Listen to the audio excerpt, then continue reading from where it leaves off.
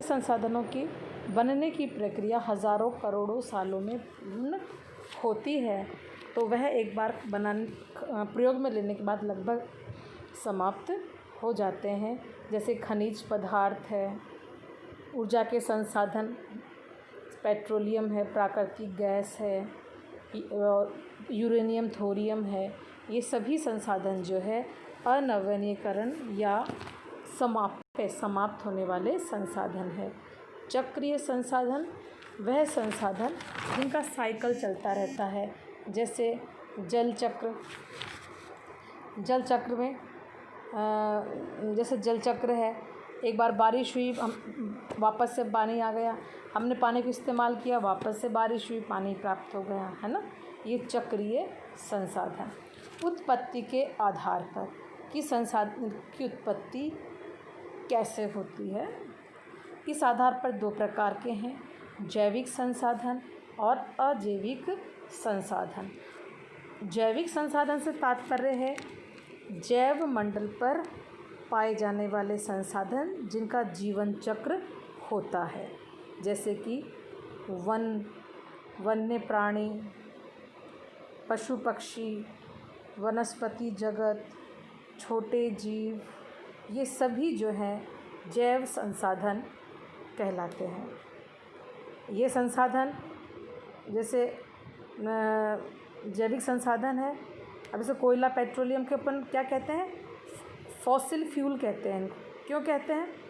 हम ऐसा मानते हैं कि करोड़ों साल पहले जो वनस्पति है वह मिट्टी के अंदर ज़मीन के अंदर चली गई, फिर अधिक दाब और ताप के कारण उनका रूप परिवर्तित हो गए और वह गैस, पेट्रोलियम और कोयले के रूप में परिवर्तित हो गई। ठीक है, तो जैविक संसाधन कौन से हैं? जो कि जिनमें एक जीवन चक्र होता है, जैसे वनस्पति है, जीव जगत है, मनुष्य है, छोटे जीव हैं, ये सभी जो हैं जैविक संसाधन कहलाते हैं। अजैविक संसाधन का मतलब है जिनमें कार्बनिक नहीं होते हैं, और अकार्बनिक संसाधन कहलाते हैं जिनका कोई जीवन नहीं होता है, उनकी जीवन क्रिया नहीं होती है, ना उनमें ग्रोथ होती। जैसे जैविक संसाधनों में जीवन चक्र होता है ना, उनका जन्म होता है, उनकी वृद्धि होती है, फिर उनकी मृत्यु होती है। पर अजैविक संसाधनों की कोई लाइफ साइकिल नहीं होती है, बल्कि ये नवीकरण और इनका नवीकरण संभव नहीं होता है। नवीकरण तो होता है, तो किसका होता है? मिट्टियाँ है, जल संसाधन है, ये सारे है तो सभी अजैविक संसाधन, पर ये रिन्यूएबल होते हैं। तो ऐसे संसाधनों में जितने भी खनिज संसाधन आ गए, ऊर्जा के संसाधन आ गए हैं, धरातलीय स्वरूप आ गया, मिट्टियाँ है, जल संसाधन है, ये सभी संसाधन जो हैं अजैविक संसाधन कहलाते हैं। नेक्स्ट है उद्देश्य के आधार पर, मतलब कि हमारे पास जो भी वस्तुएं हैं जिनको हम प्रयोग में लेते हैं और वह संसाधन के रूप में बनते हैं, तो हम किस उद्देश्य के आधार पर संसाधनों को प्रयोग में लेते हैं। जैसे ऊर्जा के संसाधन, कच्चा माल, खनिज पदार्थ। ऊर्जा के संसाधन कौन कौन से हैं? पेट्रोलियम है, लोहा है, लकड़ी है, ये सारे कैसे हैं? गैर परंपरागत ऊर्जा के संसाधन। और वह संसाधन जिनको कि हम क्या कहते हैं? गैर परंपरागत ऊर्जा के संसाधन, वो हैं पवन ऊर्जा, जल विद्युत, सौर ऊर्जा। ये सब कैसे हैं?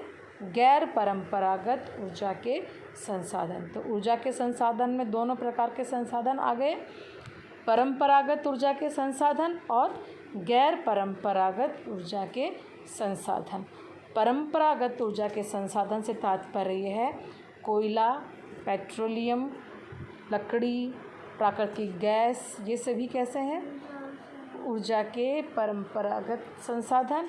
और गैर परंपरागत में बायोफ्यूल हो गया, पवन ऊर्जा हो गई, जल विद्युत हो गया, सोलर एनर्जी है, ये सभी जो है ये असमाप्य या गैर परंपरागत ऊर्जा के संसाधन है।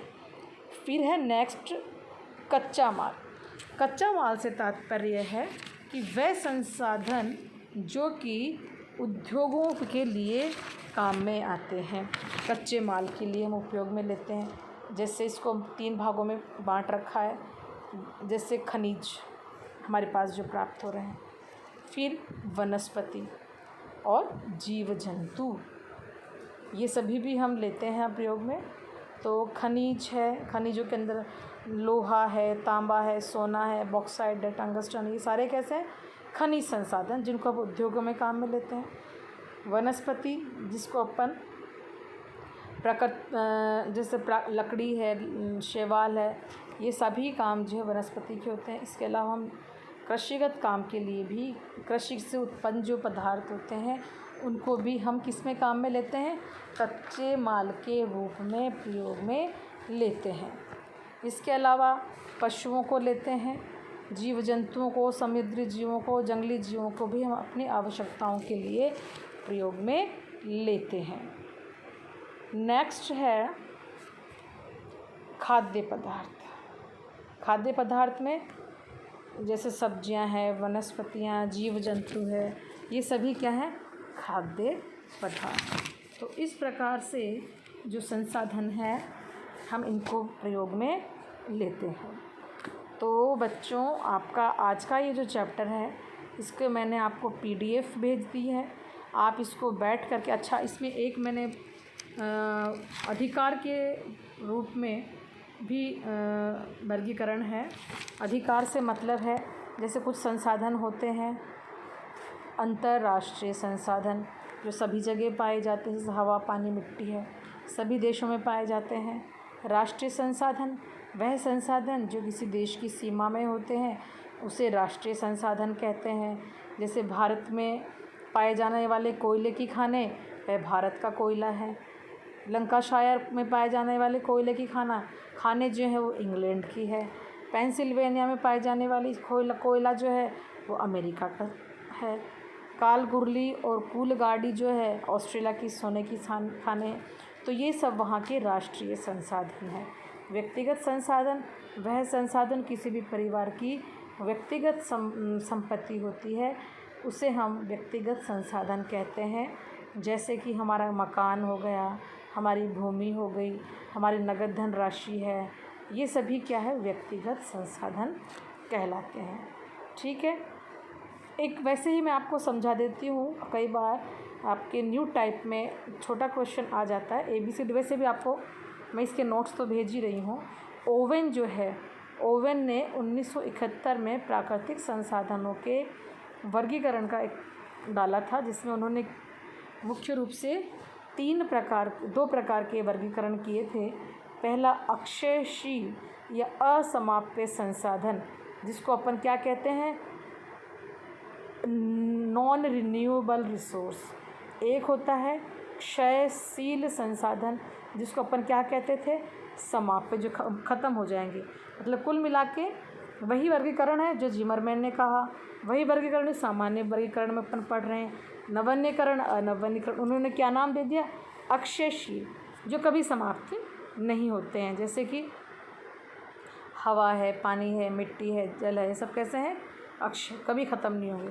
क्षयशील जो ख़त्म हो जाएंगे एक बार प्रयोग में लिया, और समाप्त ऐसे संसाधन जैसे कि खनिज संसाधन है, अपने प्राकृतिक कोयला के संसाधन, ये सभी कैसे हैं क्षयशील संसाधन।